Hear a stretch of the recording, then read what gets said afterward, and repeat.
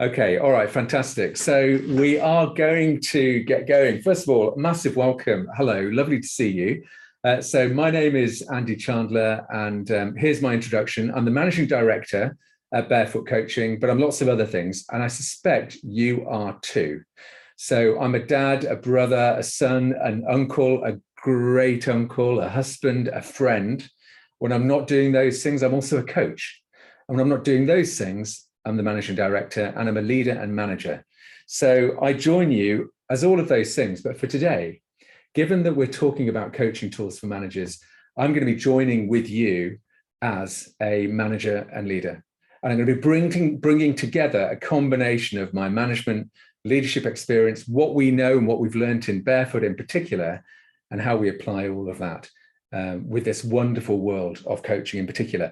We have representation from all over the place. You can see already in chat, all over the UK and beyond, which is fantastic. We also, I noticed as I was kind of running through all of the pre-registrations, we've got representatives from a whole range of different areas of industry and sectors. So retail, property, health and beauty, financial services, childcare, NHS. Hello, Charles Time, by the way, if you're there. Nice to see you. The NHS, and a whole lot more. Consumer electronics, good grief. So wherever you come from, you're so welcome. It's so good to see you as we move into this webinar in particular. Today is the second webinar from Barefoot. So our first webinar was yesterday with Joe, and Joe looked after and did a webinar on reimagining your future. Was anybody there? I hope you were. And if you were, then you probably already reimagined your future, you lucky things. But today we're going to be talking about coaching tools for managers. And tomorrow between 12 and 1, for those of you that would like a little bit more input and ideas and inspiration around self-belief and confidence, well, that's the one to go to. So all of these are in the service, of course, of coinciding beautifully with International Coaching Week, which is how we're here as well. Thanks, Adam. Adam's in the background. So Adam Goodman-Smith, diligently in the background, will be sending, corresponding, talking in chat, helping launch a few polls and send a few links as well. Adam, it's great to have you here, by the way. Thank you. All right, so quickly, for those of you that know Barefoot already, you know this, but I thought I'd just say this is who we are. So Barefoot really is all about making the world a better place through exceptional coaching. So we do two things predominantly. So we do that by providing coach training for people that want to make a difference and for coaching for people who want to make a change. So we do lots of things, everything from training people to become coaches, developing existing coaches, but training, coaching supervision, but also providing coaching in organizations. That's coach training in organization, but also providing coaches who go into organizations. So there's a whole range of bits and bobs that we're up to as an organization. And I thought I'd just do that as a bit of an introduction. One of the things I want to say is, despite our grand endeavors to want to make the world an exceptional place, the reality is for many of you, if you're leading people, if you're a manager and leader of things or people, then you have a responsibility and a beautiful opportunity to enrich and influence the lives of others in ways that perhaps other people can't do. And so I think it feels like a real responsibility, don't you think, to be able to do that? And equally, I think with that responsibility comes with it a real commitment to really do what you need to do to keep your skills tip-top, to really think about how you can power on your own management and leadership and what is required of you to do that. Like all of these things, it really takes practice. And that's what we're going to be spending a bit of time doing today. So yes, we're going to explore the benefits of coaching at work. So that will come in. But more importantly, we're going to have a go at experiencing, not have a go, we are going to, not even have a go, at experiencing practical tools that can be used by you.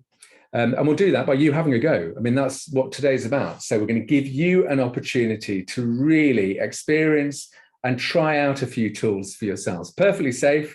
You don't have to do it publicly. There's no live demos. It's all good. You can sit in the background and do this, but it's really about having some powerful tools that you can use in particular. And yes, we are going to give you a chance to understand what it's like to learn with us. So definitely the experience of learning with Barefoot. The usual things, your cameras and mics are switched off anyway. Please get involved in the chat. You already have done. So it's lovely to see that coming through. Adam will help as well with a whole range of other things that we'll do. And yes, we are recording this. Thanks, Adam. That is a good reminder. So we're recording it, so there will be a link that will be there. We've got a Q&A feature. We hope to get some Q&A at the end of this session as well. But keep any questions or thoughts that are emerging for you coming. Learning something new, of course, isn't just about sitting back passively. Hopefully, if you're like me, you might get particularly excited by the idea of learning new things. We'd like to invite you to feel excited, of course, and to feel energized by that, but perhaps even sometimes a bit perplexed. So as we go through the next 54 minutes, there might be some times where you think, well, I just don't get that. From Barefoot's experience, this sense of puzzlement, a disorienting dilemma is something that you should just hold on to and enjoy being in that space, because normally it heralds learning. That's what's really important, which is fantastic. So we're going to do our first little exercise together, which I thought would be nice, which is a bit of a check-in. Now, of course, we've got 70 odd people and more to come as well on here. We can't, of course, do a check-in where we hear off everybody, but I want to talk a little bit about the power of metaphor. So if you're leading a team at the moment, I have no idea what your team meetings are like. I have experienced in my corporate career fantastic team meetings. I have experienced dreadful team meetings, and then everything in between. But one of the things that we found at Barefoot in particular is this idea of checking in really matters, and it's really powerful. So on the screen, you can see a whole range of different images.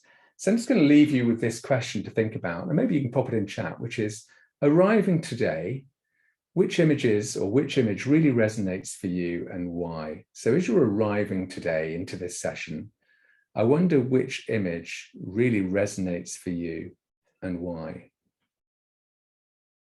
Notice a little bit more silence and space and calm.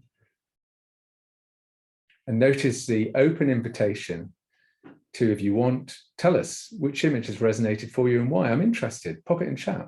I'd love to know what you think. Yeah, Jenny Fraser, I'd love to. You were quick, Jenny, but you were really quick. Why the eagle, Jenny? I'd love to know that. Yeah, thank you, Alistair. Daffodils, spring and something new. I always choose daffodils. It's one of my most popular ones. Thank you, Amanda. The hands partnering. I don't know what you do, Amanda. I wonder if you are a HR partner. I sense you might be, but maybe not. And I'm making lots of assumptions. Stephen, I love that. Running because you're a runner on the starting block. You're finishing the Barefoot course tomorrow and you're raring to go. I suspect you're talking about our flagship coach training program, but that's fantastic. So thanks for being with us, Stephen. And yeah, good luck with that in particular. That's very, very exciting. Notice already that if you were in a team meeting and I just said to you, how are you? Like most people go, oh, yeah, I'm fine. I'm all right. Something happens when we use metaphor. Something, isn't there, about the power of imagery. And you can sometimes use a slide like this if you're in the virtual world. But of course, we have picture cards as well. There you go, some lovely Barefoot picture cards. I think we'll get a link in there, by the way. I'm not on commission. But nice to know that you can actually use these in a meeting, and they're used in so many different ways. But a really powerful way of starting is to always think about, when you're with your team, I wonder what kind of check-in you do. I wonder what kind of attention you pay to how your team are as they're entering the meeting. We also do similar checkouts as well. So lots of things that we can do with metaphor, but let's just face it, the idea of metaphor is that it can unlock the thinking.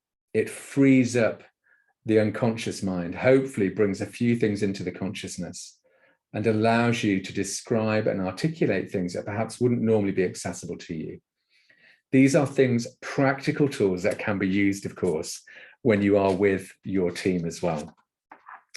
So I've got a question for you. How often do you coach as managers? I'm really interested. We're going to open a poll in a second. But if you were to start to think, and by the way, I love all of the comments, which are just fantastic. You clearly are engaged with the idea of metaphor. I love that. So we're going to launch a poll. Adam, I'm hoping the poll will launch okay. And I'm really interested in understanding, how often do you get an opportunity in particular to coach as managers? So I'm going to launch that now, actually. So here we go. You've got a few choices: all of the time, most of the time, some of the time, rarely, and never. Let's just see what's coming out for you.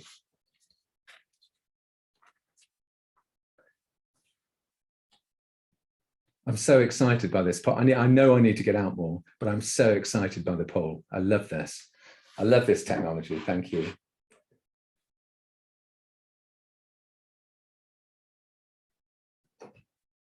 By the way, Charlotte, I love that, viewing a work opportunity from a few different angles. Isn't that so powerful about the idea of using metaphor to do that? Let's have a look anyway, what's going on here. So how often do you coach at work? So 10% of you, 6 of you were talking about, yeah, we do this all of the time. Fantastic. Well done you, by the way. Most of the time, 30% of the individuals on this call, some of the time, yeah. And that's probably the majority, isn't it? 44% of you talk about some of the time. Rarely, love your honesty. Whoever you are, rarely, and by the way, here's a confidential policy. I have no idea who you are.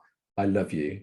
Thank you for your honesty and openness, and really lovely. And also for the one person who said never. Today will be like a joy for you, because you'll have the opportunity to perhaps look at what are the kinds of things that you can do that would allow you to bring in a little bit more coaching into your work as a manager and as a leader. I thought it'd be good maybe just to talk about, well, what is coaching? And here's a starting point. So Sir John Whitmore talks about coaching is unlocking a person's potential to maximize their own performance. So it's helping them to learn rather than to teach them. So I wonder what the key words are that resonate for you there. I like this. I really like this quote. It works for me. It's a pretty good definition. There are loads of definitions out there of coaching. But I think in particular, the words unlocking potential performance for me and learn rather than teach feel really important. And so let's just think about, if you were just doing a little bit more coaching, I wonder what kinds of things you might do more of, or you'd be able to do in your job as a manager or a leader. So thinking about how often you coach, let's say, for example, you say, well, I don't know, I'm coaching 50% of the time. Instead of saying, oh yeah, well, if I was coaching 100% of the time, it would be much better. Let's just forget that for a minute. Let's just go with another idea, which is about a step towards better rather than a step towards perfection. So if you're spending 50% of your time using coaching in your role, what would happen if you spent 51% of your time, 52%, maybe 55 tops? I wonder what things that would allow you to do that you currently can't do. So given that, if you were to just dial up your coaching just a little bit more, I wonder in what ways could coaching help you support and challenge your teams? So I'd love to know, what are your thoughts on that? What kinds of things do you think you'd be able to do as a result of just doing coaching a little bit more in your role? And how could that help you? What kind of things might you be doing to support and challenge using coaching? Let's see what comes up. Let's see what comes up in chat for you in particular. So feel free to place that in there. Oh, nice, Adam. Yeah, step towards better rather than the step towards perfection. Thank you for adding that in there. The step towards better, by the way, works well when we're coaching clients, but it works really well when we're working with our teams, which is, look, I know you can't necessarily figure out everything. You don't know exactly where you're going, but if you could just do one tiny thing right now that would take you a step towards better, I wonder what that would be. That's a nice question, don't you think? Me too. So have a think about, thank you, Haley. Yeah, moving towards a culture of sharing, learning, and good over perfect. Haley, I love that. Thanks for the culture point, by the way. People talk a lot, don't they, about a coaching culture. And I think this is definitely part of that. How do we, in our management and leadership, use coaching on a day-to-day basis rather than saving it up for a special occasion? What happens when we just do a little bit of coaching often in particular?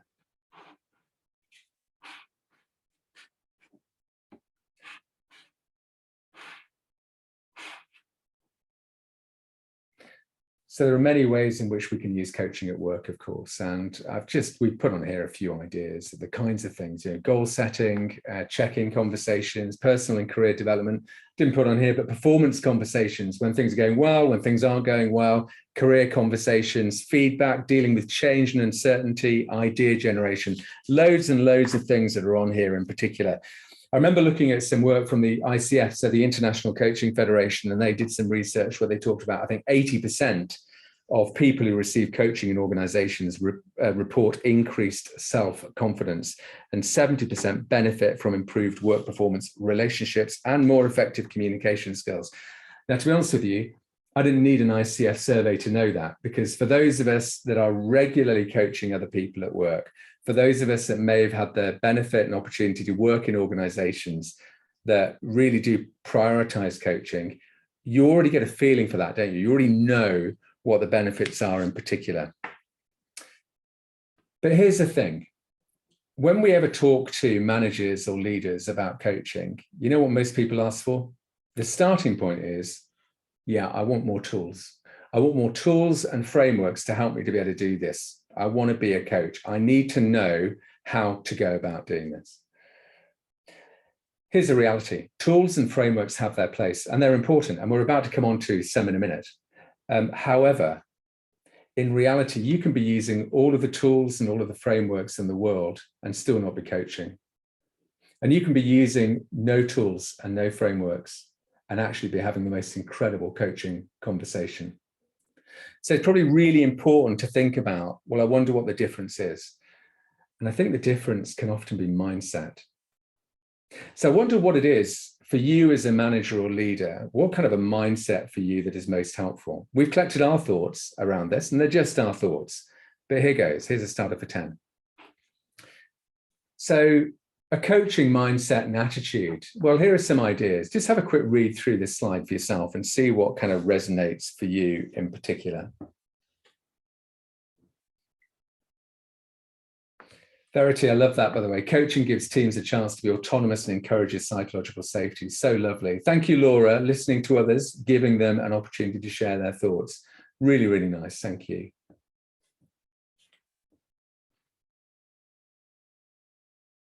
So it's good to reflect on the coaching attitude, I think.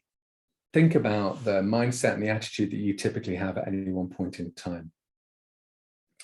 And there are some in here that kind of really resonated for me, some for good reasons and some for maybe less good reasons, because I was quite challenged by them as attitudes.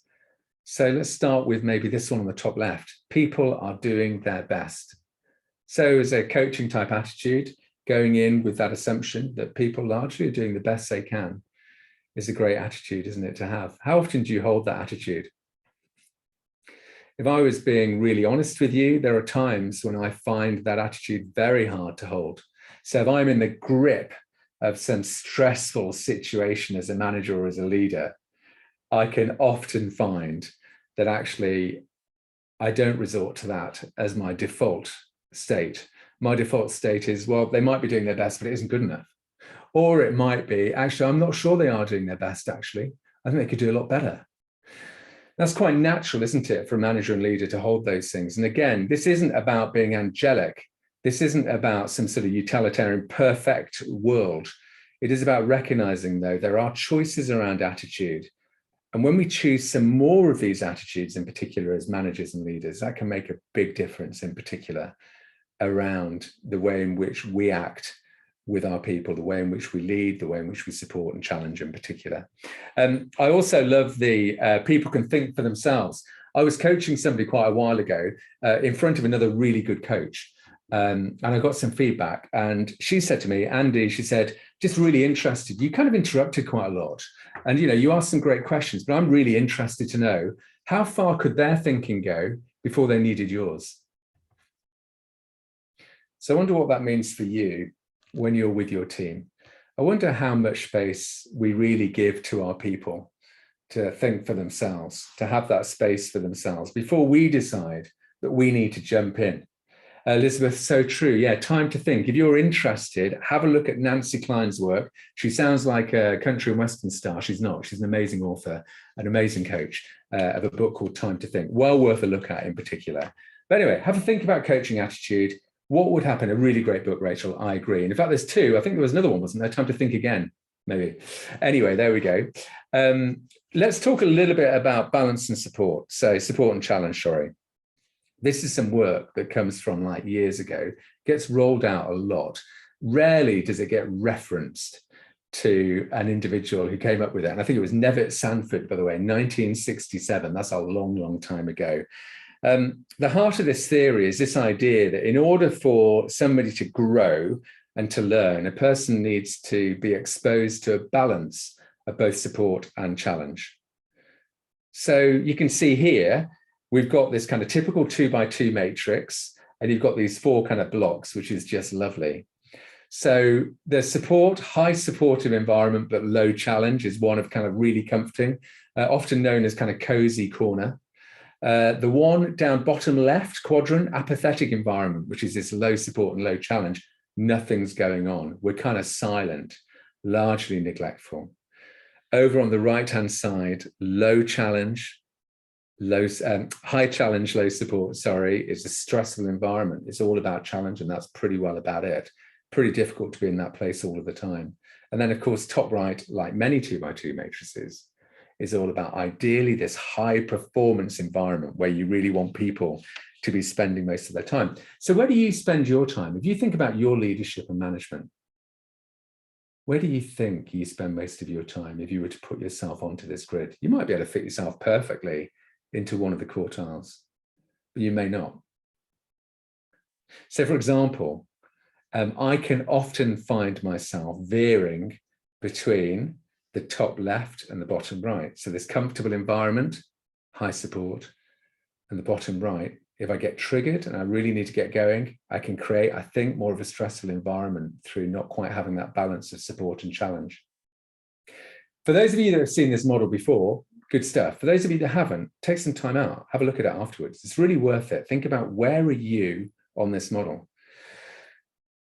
In my past, when I've been leading and managing others, and when I've been the recipient of other people's management and leadership, I've always been interested by this idea, which is like, some people say, oh, sometimes I feel like I'm too supportive.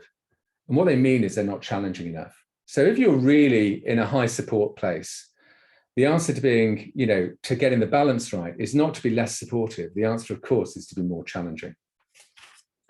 But anyway, let's move on quickly. Yeah, Nevitt Sanford, 1967. Thank you, Adam. So we're going to try a tool, and we're going to do this together. So I'm going to invite you, please, to find a piece of paper in front of you. If you've got one, I've got one here. I'm going to do it at the same time as you. And there's a lovely model that we use in Barefoot often. Stephen, you'll have seen this already. We'd have had this early on in the flagship training program. And it's called the Wheel of Anything. It's called the Wheel of Anything because, well, first of all, it's a really powerful tool, really flexible, and it allows you to get kind of awareness and perspective on a whole range of different things in particular.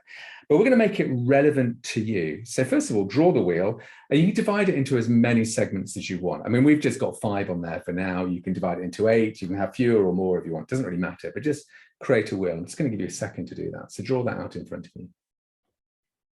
So I'm going to make an invitation to you. If you're currently a manager or a leader, I'm going to ask you to place into each segment something that's just top of mind for you right now in your role. It could be a whole range of different things, but what are the things that just feel like top of mind? They might be important, they might be challenges, they might not be, they might be going really well, there might be things that matter now that might matter in the future, but take some time to do that. If you're currently not managing or leading, and actually you're doing this from a kind of very personal perspective, you are invited to do a kind of wheel of anything or a wheel of life. Like, what are the things in your life at the moment that are top of mind, that feel important to you? But I'm going to start by asking you to do that. So please take some time and fill it out. So find a word or a phrase that can sit in each of the segments.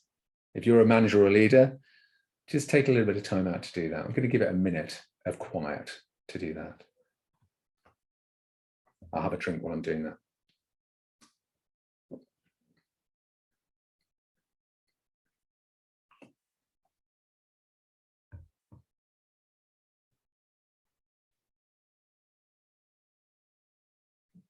Okay, fantastic. Now imagine you're doing this for yourself, but of course, you could easily be doing this with a member of your team. And it could be about their role, but it could be about a project or a program, about a whole range of other things. That's why it's so flexible, of course. It's a wheel for a reason. I mean, it's a wheel for a reason because this idea of interdependency matters.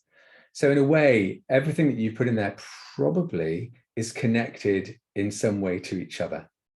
Making progress in one area, falling back in one area may have an impact on other areas as well. So the first question is, what have you noticed so far? What have you noticed about what ended up getting represented on that wheel for you? Maybe there's something on there that's turned up that you didn't expect. Maybe there are things that still need to be on there that aren't. I wonder what isn't on there. I wonder what you didn't include. And I wonder why that might be.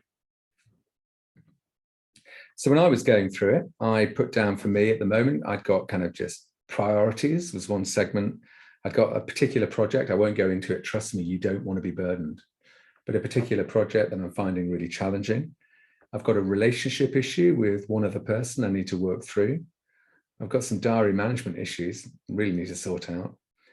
And I've got a general point about well-being, in truth, about my physical well-being more than anything else. So the first thing to do is notice what happens when you create space just to think about some of the component parts. So hopefully you've already started to do that as well. So the next stage is for you to perhaps indicate by giving a score where you're at right now in terms of how satisfied you are with that particular issue or whatever it is you put in the segment right now. 10 could be really good, all good, really glad, nothing to do, perfect, move on. 0 could be just hopeless. I'm nowhere on it. I'm really worried, racked with concern or whatever, and anything in between. So I'm just going to give you a minute or two just to maybe give yourself a score next to each of those things. How comfortable are you with those things right now? Not in the future, just right now.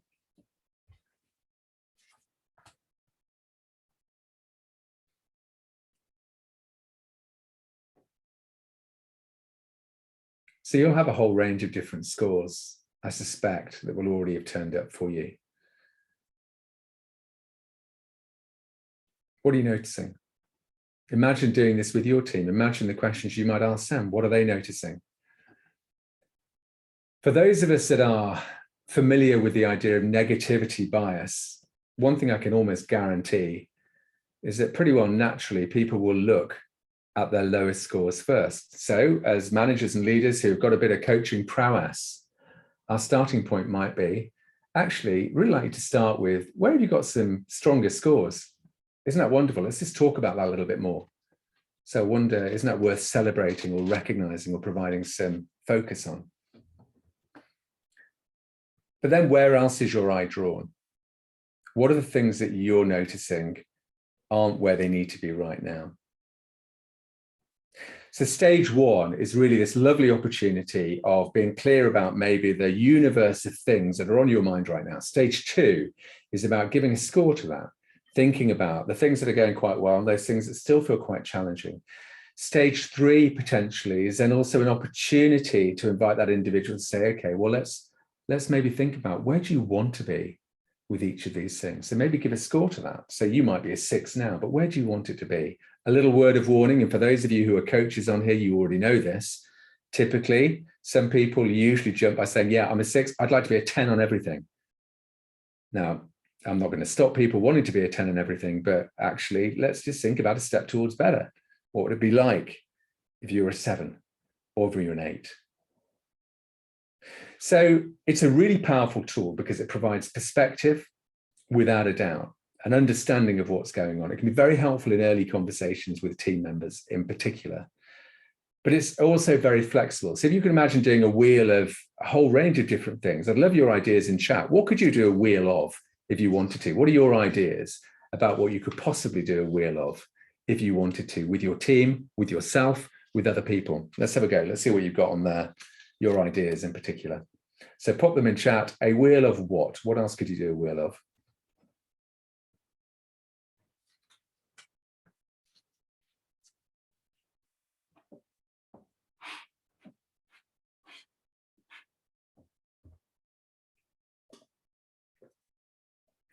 Beth Mannion, I love that. The well-being wheel. Thank you, Beth. So yes, you could include a whole range of things in there, couldn't you? Physical health, mental health, food intake, sleep, relaxation, rest, friends, a whole range of stuff. Verity, thank you. Individual wheels of the items you have put into the first wheel. So true. I love that idea. A little bit like a roundabout, really perfect with those other satellites around it. Joe, it really is a great, Joe Coffey. I didn't know you were here. How did you sneak in? Good to see you. You're so true. Yeah, great one for kids. Really love that. Dominic, thank you for that, by the way. I love that idea of gratitude. Was one of the ideas coming from Dominic as well. Yeah, Charlotte, can be really useful for objective setting in the appraisal process. I think that's true. Yeah, it's really good as like an early intervention, an early conversation about what are all the things you might want to make progress on. Let's have a look at them in this wheel.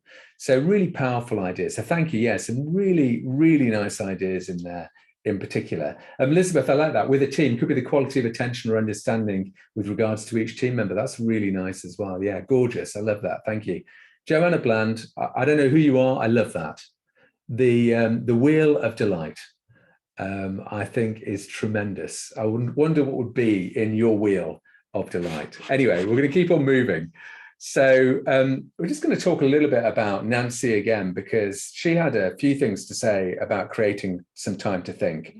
I really like this, the idea of the quality of your attention determines the quality of other people's thinking. So Nancy Klein starts with this idea.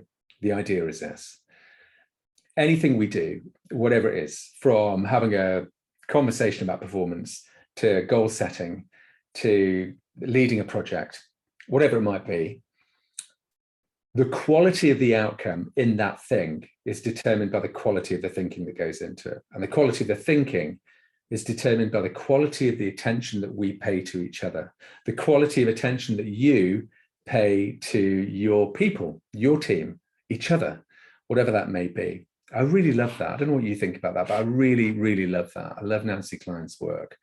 And of course, it comes down to, well, thinking about what kind of a listener are you? And there's some ideas on here. We're going to share slides, I think, Adam, aren't we, afterwards? At the end of this week, I think we'll send you a note, which I think is really lovely. But here's a slide with some ideas about listening. And I don't know what kind of a listener you are. But here's some things that can maybe help you to think about what you can listen with and what you can listen without.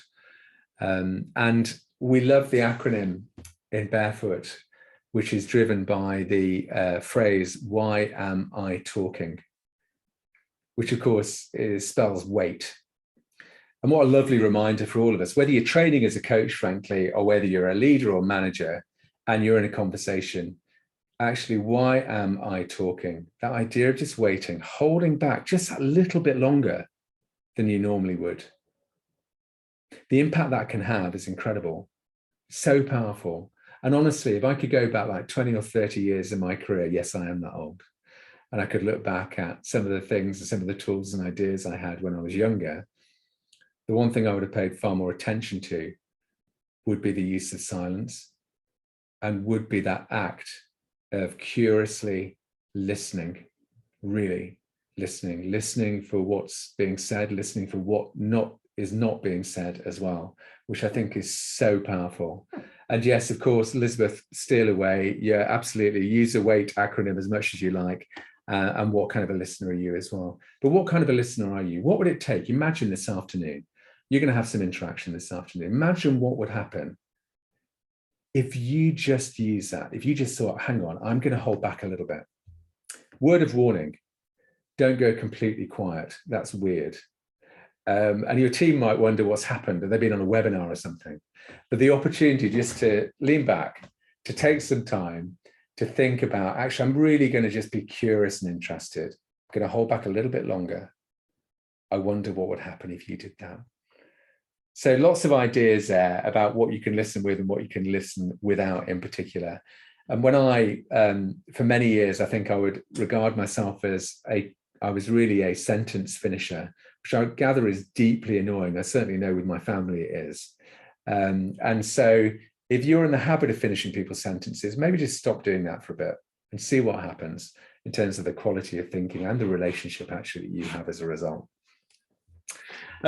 We know that for anybody that's worked in the area of coaching, there is a lot of frameworks out there. Here's one of them. This is from Whitmore. It's a really well-known framework. It gets rolled out time and time again. But you know what? The reason it does, and the reason it stood the test of time, is it's really pretty good. I mean, that's the reality of it. And for those of you that kind of don't know the model, it's probably, about goals, first and foremost. So what are you trying to achieve? What is it you want to make happen? What's important to you? The reality, what's currently going on? All right. So really, what is the current situation? Options, what are all the things you could possibly do? And then finally, some sort of wrap up, right? Okay, so what is it that you're going to do? So we've got loads of questioning in there, but I wonder how often you use kind of coaching framework like that. I wonder how often you might think about the GROW model. For those of you, and I know there are a number of you on this program, on this course, sorry, who are really experienced coaches, you'll be using this no doubt in a whole range of different ways. But for those of you that are managers and leaders that perhaps use coaching rarely or some of the time, this could be a really fantastic framework for you because it's so simple, it's so accessible, that it could be something that could really help. The other thing that we often talk about, we're not going to do this today, but I did just want to say that you can use these questions that we presented here in a kind of blind coaching type way. So the blind coaching type way is this idea that sometimes you don't even need to be in a conversation where you have a response from the other person. So here, for example, we use this often on our flagship program. We often use it in some of the taster sessions we do, and we use it in other trainings that we do with managers and leaders, where actually you can just ask your team to listen into the questions and then give them the space to write down their responses to these questions. You may be surprised about the type of insights and momentum and clarity that individuals can get simply by listening to these questions and writing down their thoughts. These powerful coaching questions that we've got listed here, all 11 of them, actually largely follow the GROW framework. So you can kind of see they start with, what do you want to achieve? What might be different once you've achieved this? That's kind of important. What have you done before about it? What are the resources you might need? If someone else was facing this issue, what would you tell them to do? That's a great question, isn't it? Don't you think so? It's a great question for us as line managers with team members. Like, okay, I hear that's an issue, but if you imagine somebody else in your team coming to you with that issue, what might you say? These are powerful ideas, simple but powerful in particular. And then eventually, as you can see, these questions then, of course, start to move into, right, so what are you actually going to do? So I really love that. So I hope you like those, and we'll send it to you. The next model I want to share with you is a practical model, which we really like. And I think a number of you may have seen this, but quite a few of you may not have done. So I'm going to invite you to explore this model using something that feels important to you. So when you did your wheel of management, or your wheel of everything, or your wheel of anything, frankly, there may be one thing in particular where you are feeling a bit stuck. So I'm just going to give you a second just to refer back to that particular wheel and to take a look at that. So what's the one issue that you want to move forward on right now? What's the one thing that you feel maybe you're a little bit stuck in what you're doing? Take a look and just get that clear in your own mind in terms of what that is.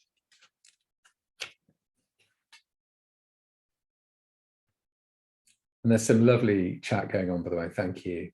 So I just want to really invite you to inhabit this model. Here's work by Michael Neal. Really like this, by the way. It's called the Obstacle Analysis Grid. So Michael Neal has come at change and issues from this idea that perhaps the reason you're not making the progress you'd like to is there's something that's getting in the way. Now, if you imagine that we're in a conversation, you and me, and we're having a conversation about something you're feeling stuck on. I mean, I could say, well, yeah, what's getting in the way? And invariably, that might be met with some clarity, but it might not be. It might be actually, well, I'm not really sure. I just feel really stuck and I don't know what to say. So what we really love about Michael Neal's obstacle grid is that it puts forward some ideas about possible obstacles that may be getting in the way of you making progress.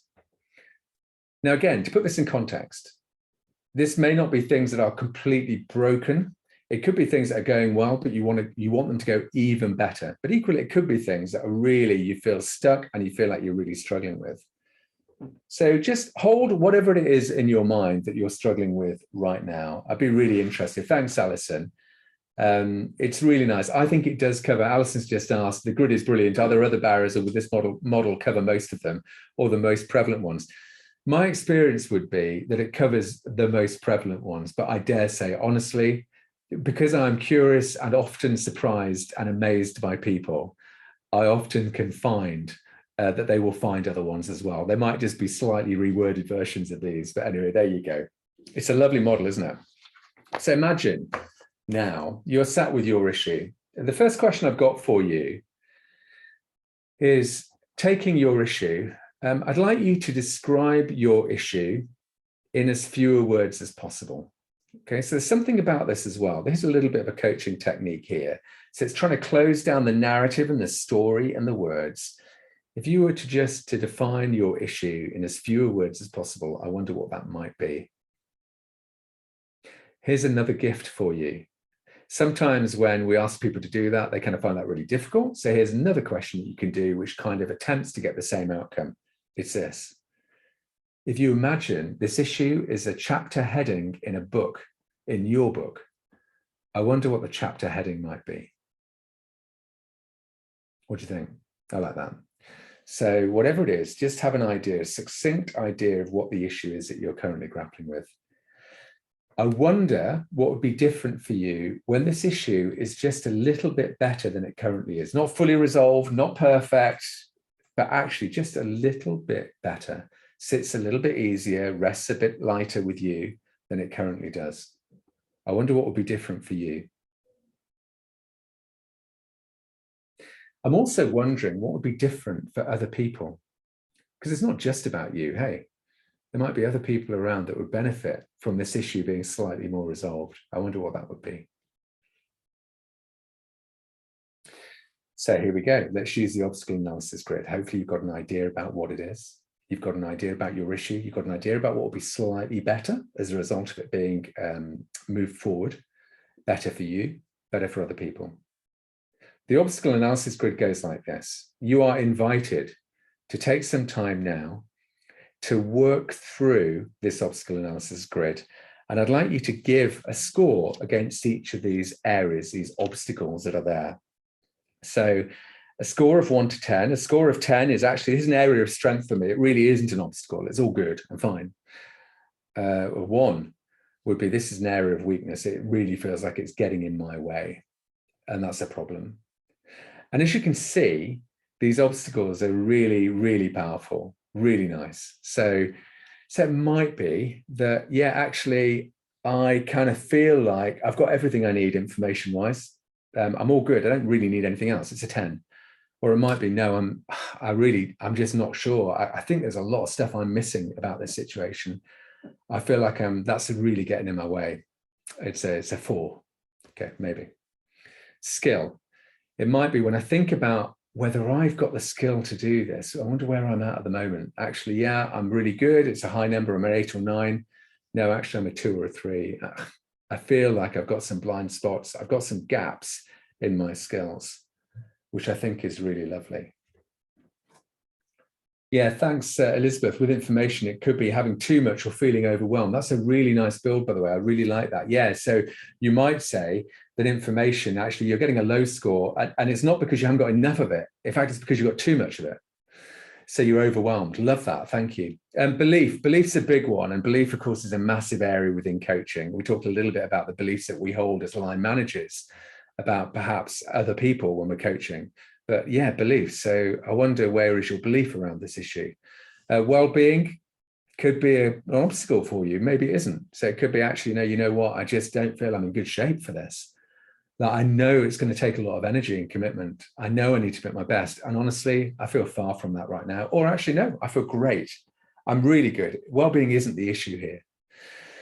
Yes, of course, other people make an appearance in this obstacle analysis grid, and that should come as no shock for any of us. So it could be that actually, no, I'm really good. Other people's involvement is making this issue already lighter. I know the people I need to help me out, and they're there and they're present and they're willing. Or actually, no, other people are a real problem. In fact, other people are at the heart of this as to why I'm struggling to make progress right now. Motivation. Yeah, motivation's a biggie. And of course, there's always a lot underneath the umbrella of motivation. So yeah, I don't know. I just can't seem to find enough motivation to want to get myself going. I'm just finding this really hard. Sometimes, by the way, that can be linked to the belief that you're holding, maybe even the goal, maybe the importance of why does this matter? How committed are you to this? Time is often used as being an obstacle. Many of us know in the coaching world that often the presenting issue is not the real issue. And often clients will turn around and say, oh yeah, it's time. I haven't got enough time. However, that isn't always the case, but time is worthy of exploring. How you fix the time? Is that really getting in the way? Are you really prioritizing this? Does it really matter to you? Money, I think, is legitimate. Let's face it. And it can be that. In an organizational setting, it might be budget, for example. In a personal setting, it might be your own money, of course. And then finally, there may be an element of fear. So where are you? Maybe that is a barrier for you. Maybe it's like there's something about this that is really making me feel particularly worried, particularly fearful. And because of that, actually, I'm kind of shutting down a bit. What do you think of this? So as you've scored it already, what are you noticing? And I'd like you to start with where you've got higher scores. So where you've got higher scores, what are you noticing about those? I wonder in what way you could use those things to perhaps allow you to move forward. That's interesting.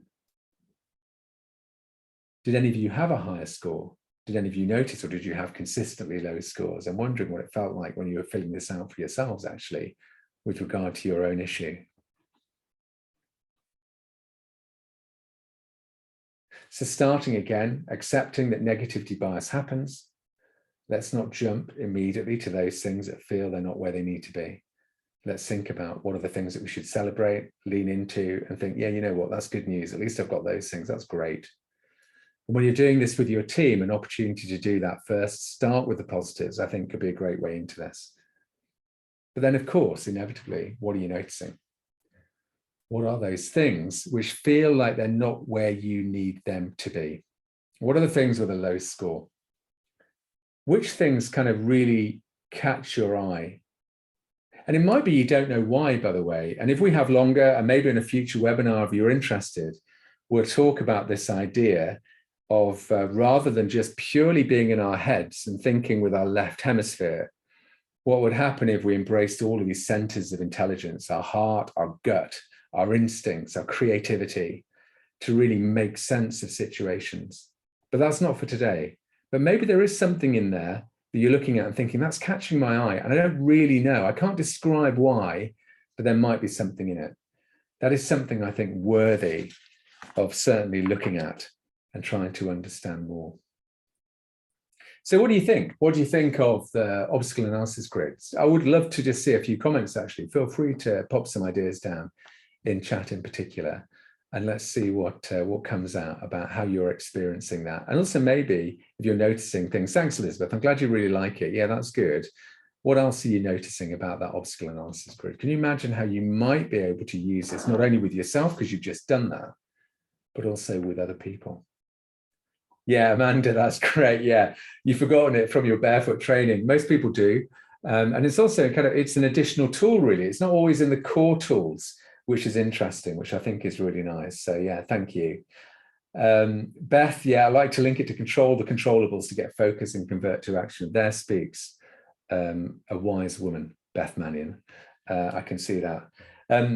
Thank you, Sarah. Oh, Sarah Bonas, you're there. Thank you. I'm so glad you love it. Yeah, it's a really interesting framework, isn't it? And you can imagine, like, it's really accessible. And I hope you're well, by the way. How lovely to see you. I'm meant to feel really warm just seeing you again. Rena, yeah, it's a great tool for self-reflection. Working on time for sure. If that's for you, I get that. That's probably for many of us as well. What we kind of know from the world of transactional versus transformational coaching is that often transactionally time presents itself as being the issue. Transformationally, underneath the surface, there's usually lots of other things going on with regard to time and regard to the beliefs that we hold. That can be about our desire to be perfect, for example, a whole range of other things. So yeah, really interesting. So thank you for that. Alison Melford, thank you. Yeah, it's a really simple process. Going through step by step is really helpful if you're helping a client or you're helping a colleague as well. So yeah, I really like that. So whatever you think of all of that, I hope that's been useful as a kind of an idea about some tools that you can use. Lorraine, thanks. I'm glad you like that. Yeah, it's really valuable, isn't it, in terms of unlocking barriers as well.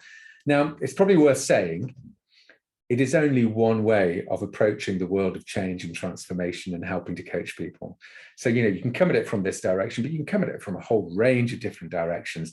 And in the future, if you're up for it, we might run a few lunchtime webinars all about transformation and change, but particularly focused on in the workplace. I think that could be really, really useful.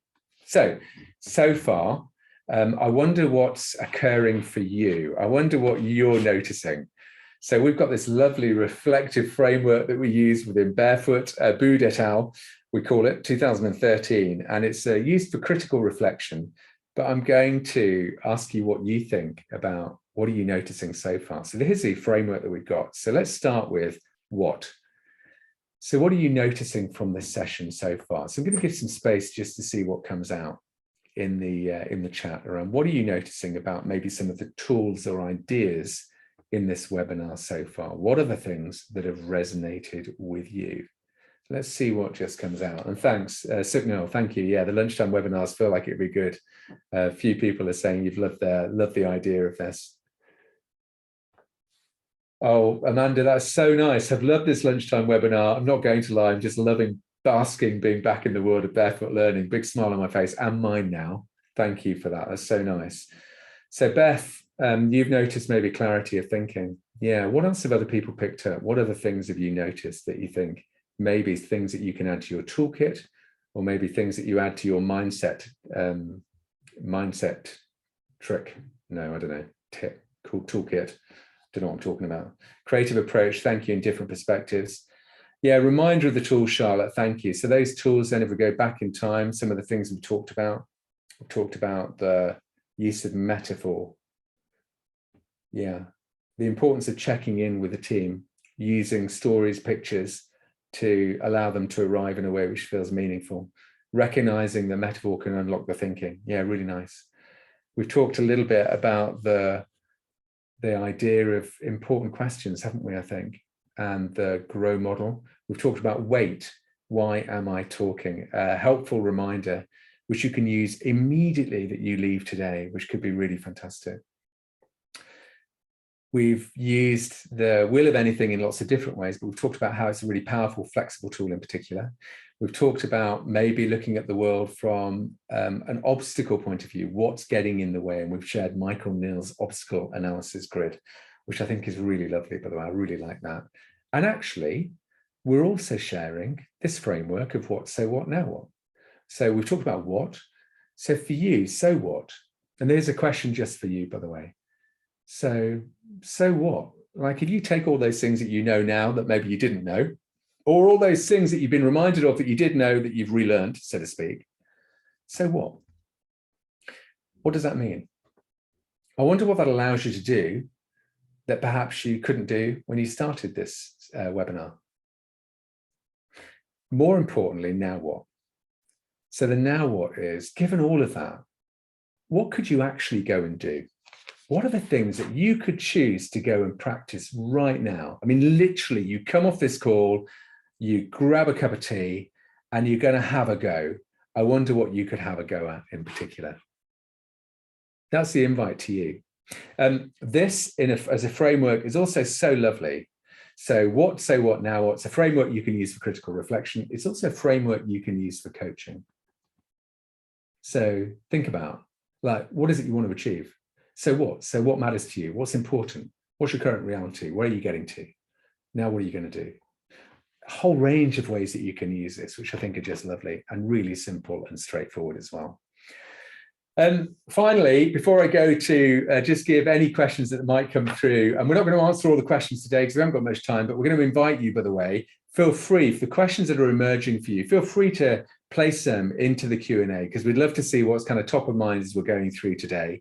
But we'd like a reminder for those of you that haven't gone through any kind of coach training in the past, our life, our resting heartbeat started with our gold standard coach training program, which is our accredited coach training program.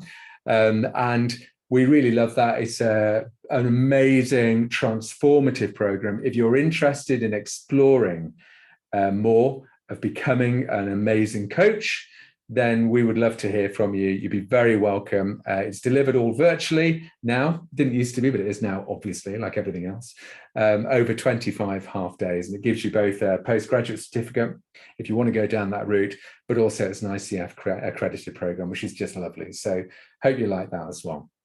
So do feel free to have a look at that. And you can keep in touch with us. So the whole range of different ways of keeping in touch. There's a few email addresses there, and you'll find us on LinkedIn and Twitter and Facebook and Instagram. And you can also pop into the Barefoot store either through our website, or you can go straight as well to Amazon as well. So I think that's probably it for now. We'd love to know what you thought of the time that we've had. I know it's been really quick. We move ever so quickly, and there's a lot to do, but I hope you feel that you've had a bit of space for you. That's my hope for you. Compassionately, I really hope you've had some time just to like decompress a little bit, take in some new ideas, be inspired, maybe that's asking too much, but certainly reconnect to things which feel important to you. So let us know what you think. There's a link that's just gone in from Adam in particular, which I think will be lovely. And thank you, Rachel, in terms of your recommendation, saying you would definitely recommend the program. Yeah, maybe we need to do some more lunchtime webinars. I think I'd really like to do them, actually. I love the interaction and the ideas, and some amazing chat that's been going on as well while we've been going through this. Another invitation to you, really, if there are any questions that are emerging for you, feel free just to maybe just take a minute now to just capture those. Please pop them on Q&A for us. We'd love to see what's kind of emerging at the back end of this session as well, which I think would be great. Yeah, Claire, thank you. I can see that the obstacle grid was so helpful for some conversations with team members. Yeah, it really is. By the way, one of the thought is I've used this with teams together. So the other idea is if you've got a room big enough, you can actually put a flip chart with each of the obstacles in the room. So you kind of recreate the grid on the floor, and you ask people to stand in the team in that area where they feel there are some challenges right now. And it's just really, really interesting to watch what happens when you do that. As we're getting more and more into the face-to-face world, kind of feels like that's a really nice exercise to do. Kind of fascinating when you do that in particular. Okay, so I think we're pretty well there. Again, let me just give you another minute. If there are other questions which are emerging, I'd love to just give you an opportunity to leave us a gift of any questions that you have that you'd be really interested in exploring. And it might be not related to today, it might be in future webinars as well. What are the things you'd like to know more about? So please, can I just invite you to leave your thoughts in the form of questions under the Q&A. That would be just lovely. So thank you. Let's see what comes up. So use the Q&A, a couple of minutes. So I'd just love to use this minute just to see what comes up for you. What questions would you like to leave with us in particular that you think would be helpful as we think about future webinars? And if for some reason you can't seem to find a way of getting them into the Q&A, we'd love for you to maybe leave your thoughts in the chat as well. What are the other things, the other questions which are emerging for you? Other ideas about future webinars and what would be most useful for you? So let's just see what comes up. If I just give you a minute of space before we finish.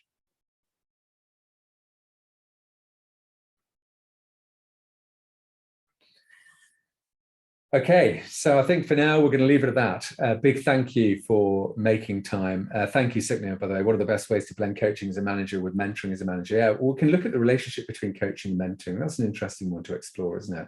And we know that we can often wear different hats as a manager, including a coach, line manager, judge, jury, mentor, facilitator, consultant. So yeah, maybe we can come back to that and have a good look at that. Thanks, Nikki. I'm glad you really enjoyed it. Okay, yeah, Amy, yeah, coaching within your family. Yeah, oh my God, I've got some family members on this, by the way, so I daren't go there. But either way, thank you, everybody. Thanks for your time and energy. We're up on time. It's exactly 1 o'clock. Look after yourselves. Thanks a lot.